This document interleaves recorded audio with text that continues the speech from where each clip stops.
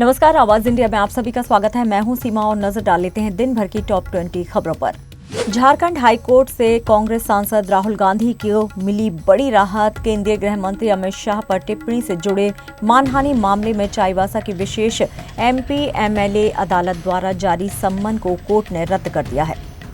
कांग्रेस नेता राहुल गांधी ने हरियाणा के आईपीएस अधिकारी वाई पूरन कुमार की मौत पर दुख व्यक्त किया है। उन्होंने कहा है कि पुलिस महानिरीक्षक की आत्महत्या जातिगत भेदभाव से उपजे सामाजिक जहर का प्रतीक है। मंगलवार को चंडीगढ़ स्थित उनके घर में गोली लगने से उनकी मौत हुई थी।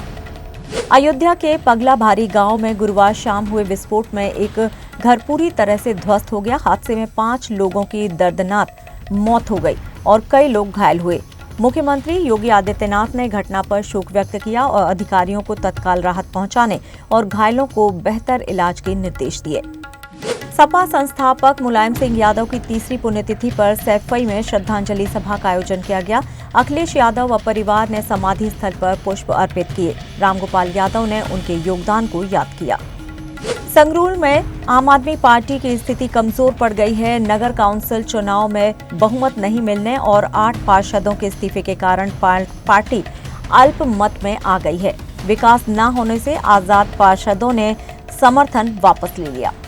बिहार में आचार संहिता लागू होते ही पूर्णिया सांसद पप्पू यादव विवाद में घिर गए हैं। वे वैशाली जिले के गनियारी गांव में बाढ़ पीड़ितों से मिले और पैसे बांटे। आचार संहिता के उल्लंघन के चलते उन पर एफआईआर दर्ज हो गई है। वे 2000 से 3000 रुपए प्रत्येक पीड़ित को दे रहे थे। उत्तर प्रदेश की राज्यपाल आनंदीबेन पटेल ने युवतियों को लिव इन रिलेशनशिप से दूर रहने की सलाह दी है। वाराणसी में महात्मा गांधी काशी विद्यापीठ के दीक्षांत समारोह में उन्होंने शोषण से सावधान रहने की चेतावनी दी। उन्होंने कहा कि जीवन में सतर्क रहना और सही निर्णय लेना बहुत जरूरी है। कर्नाटक सरकार ने मेंस्ट्रुअल लीव पॉलिसी 2025 को मंजूरी दे दी है। अब सभी कामकाजी महिलाओं को हर महीने 1 दिन की सवेतन पीरियड लीव मिलेगी। इस कदम का उद्देश्य कार्यस्थल पर समानता और महिलाओं के स्वास्थ्य को बढ़ावा देना है। वाराणसी में विधायक रविंद्र जायसवाल और नीलकंठ तिवारी की मुलाकात ने भेदभाव की अफवाहों को खत्म कर दिया है।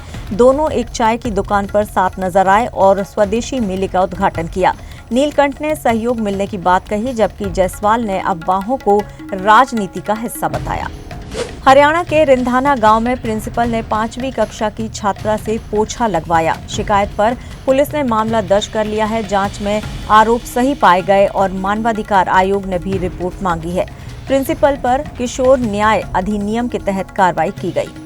भोपाल में लोकायुक्त पुलिस ने पीडब्ल्यूडी के पूर्व इंजीनियर के घर पर छापा मारा। कार्रवाई में 3 करोड़ का सोना और 36 लाख रुपए नगद बरामद हुए। इंजीनियर पर भ्रष्टाचार के गंभीर आरोप हैं। उत्तर भारत में गर्मी के अंत के साथ ही गुलाबी ठंड ने दस्तक भी दे दी है। दिल्ली, यूपी और बिहार में तापमान में गिरावट आई है। पहाड़ी इलाकों में बर्फबारी शुरू हो गई है, जबकि दक्षिण भारत में बारिश का अनुमान अभी भी है। उत्तरी क्षेत्र पुलिस समन्वय समिति बैठक में सुरक्षा मजबूत करने की रणनीति बनी। नेपाल सीमा पर निगरानी के लिए आधुनिक तकनीक का उपयोग बढ़ाने पर जोर दिया गया। बैठक में मादक पदार्थ तस्करी, साइबर अपराध और कट्टरपंथ पर भी चर्चा हुई।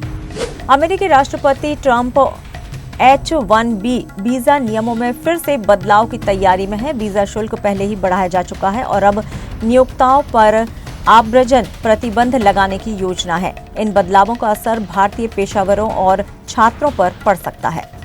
अमेरिकी दूतावास ने पाकिस्तान को नई AMRAAM मिसाइलें देने की बात को खारिज किया है। स्पष्ट किया गया है कि कॉन्ट्रैक्ट सूची में केवल रख रखाव और स्पेयर्स का उल्लेख था। मीडिया में आई पुरानी रिपोर्टें गलत थीं और कोई मिसाइल सप्लाई नहीं होगी। अमेरिकी राष्ट्रपति ट्रंप ने खुद को नोबेल पुरस्कार के योग्य बताया। उन्होंने कहा कि बराक ओबामा ने कुछ नहीं किया था, फिर भी उन्हें पुरस्कार मिला, जबकि उन्होंने 8 युद्ध रुकवाए। इजरायल कैबिनेट ने हमास के कब्जे से बंधकों की रिहाई के लिए समझौते की रूपरेखा को मंजूरी दी है। अमेरिका गाजा युद्ध विराम की निगरानी के लिए 200 सैनिक भेजेगा। गुरुवार रात गाजा सिटी पर इजरायल ने बड़ा हवाई हमला किया। ये सभी कदम गाजा युद्ध समाप्त करने के प्रयास का हिस्सा है।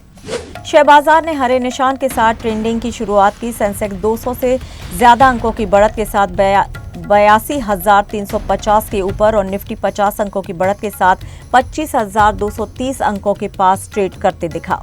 धनतेरस से पहले सोना चांदी के दाम आसमान छू रहे हैं। दिल्ली में चांदी 1,63,000 प्रति किलो और सोना 1,26,600 रुपये प्रति 10 ग्राम के उच्चतम स्तर पर पहुंच गया।